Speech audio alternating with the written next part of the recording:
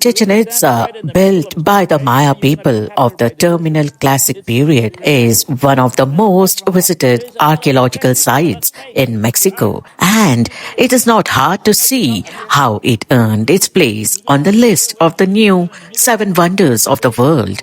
Chichen Itza was designated a UNESCO World Heritage Site in 1988. It is a monumental complex, home to the remains of a pre-Columbian city, occupying an area of about 5 square miles.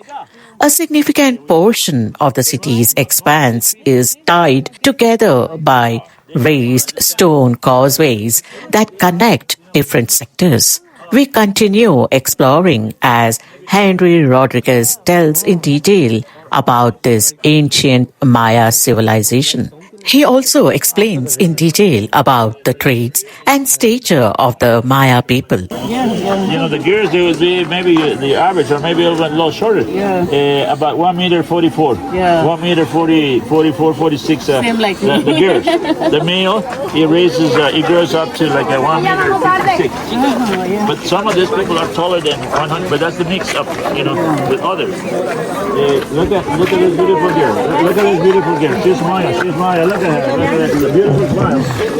And then, so that's how you're going to distinguish a real Mayan, probably even at 100%. They still exist out there in the countryside. It's like a capsule of time, like in some places in India, it's like a back in 1,000 years ago. So the real Mayan person, I'd say, it's fake. It's a ritual that it sounds like a jaguar. It's not real.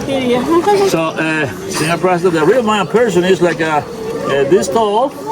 He has round faces, also big round heads, and then the almond eyes, like Asians. And if you look everybody out here, you will see they have some kind of a fold on both eyes. On the inner corners, there's a little fold. It has a scientific name that is not going to tell you one single word. It's called the epicanthic fold. What does it mean? The epicanthic fold is developed by the ancestors when they live out there in the heights and the mountains, in the outskirts of maybe the Tibet, maybe Siberia, Mongolia. That's where they really come from. Wow. These people in our country also. So then, when these people, their ancestors live out there, and what's the common factor in those heights? The snow. Snow white. And when the sun shines and brightens and it hits your eyes, and then you squint your eyes immediately like this to protect. So then they will build up. So they have it, but I swear, I guarantee, they never seen one single drop that's not this far south. Never. But that's something that they inherited from the ancestors. Another very common feature that you see among these people. I do. I have some features because I am Mayan. I was born in this part of the country. Like a stage, flat. It's right there in the corner on the myth. Okay, yes. It's a big star. And it's on the left-hand side. It has, 2 more points in the corners that makes it look brighter, bigger than any. Venus was the god of war for the Mayans, and also the god of commerce. And probably here they do they perform some, sacred dances. When Venus, it was, in some of their faces, like a morning star, like an evening star. The Mayans, they observe Venus so carefully that they record it. And then take the right. Thank you so much. Follow this. Okay. So then Venus was important, and that's called the Venus platform. Venus dancing platform. Okay. Now we're gonna see something that looks pretty much like the Chinese dragon. Right up here, Zabeena, you see? On the corner, on the uppermost, you see the feathers, see up and down.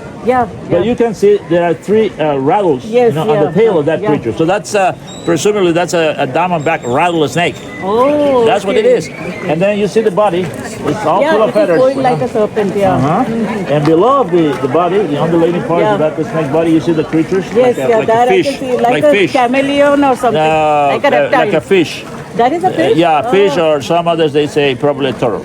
they always relate the snake god with the water, with the rain. The water, rain means that brings the fertility for the growing crops, abundance. That's what it was so important. Okay. So then you see the body of that creature. The last stone is missing. But then out of the stairway, you see that's the head. That's what that makes you feel that's a dragon, because he has teeth, he has fangs, and blows the upper, the lower, and the lower mouth. The lower lip. In the middle, you can see the fourth tongue, like a viper. So for us, that would be, a jaguar, because he has teeth and fangs, and then a viper and a snake, because the jaguar, remember, represents his power from the ruler, and the snake is religion. Yeah, it is. Yeah. Okay. Now we're gonna see the colors. Every single building, it was tinted with colors, many different colors. You see there? You can see it. With some little lighting. Yeah. You see the colors out here? Yellow, orange. Up here, there is some green. Here, there is a lot of red. That is green. Red. Dark blue. And here on the corner, next to the wall on the stairway, you see the turquoise blue. Do you? Yes, I can. That's.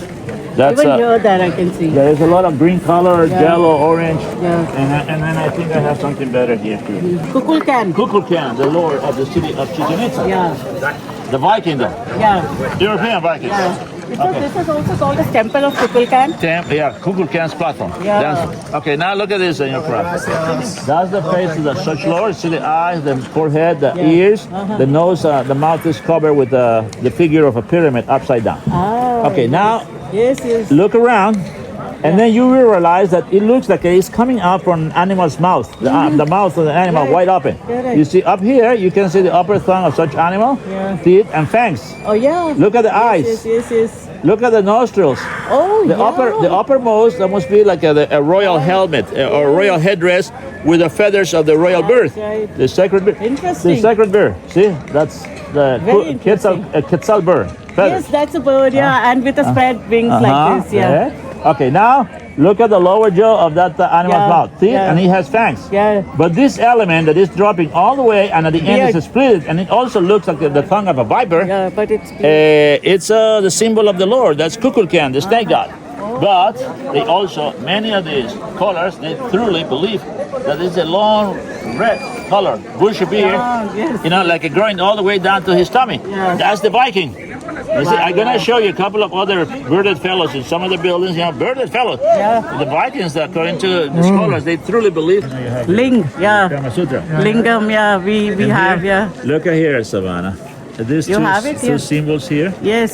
See, they look like the real male part. And I swear, I've seen in other ancient Mayan cities. When I say humongous, I mean humongous.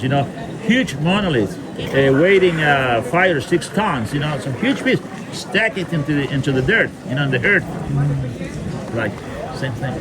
So that's the fertility, rituals with the fertility maybe of the Lord, because that's in front of the main.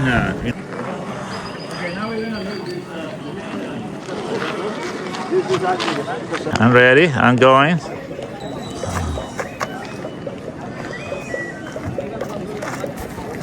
Okay, are we done? Yeah.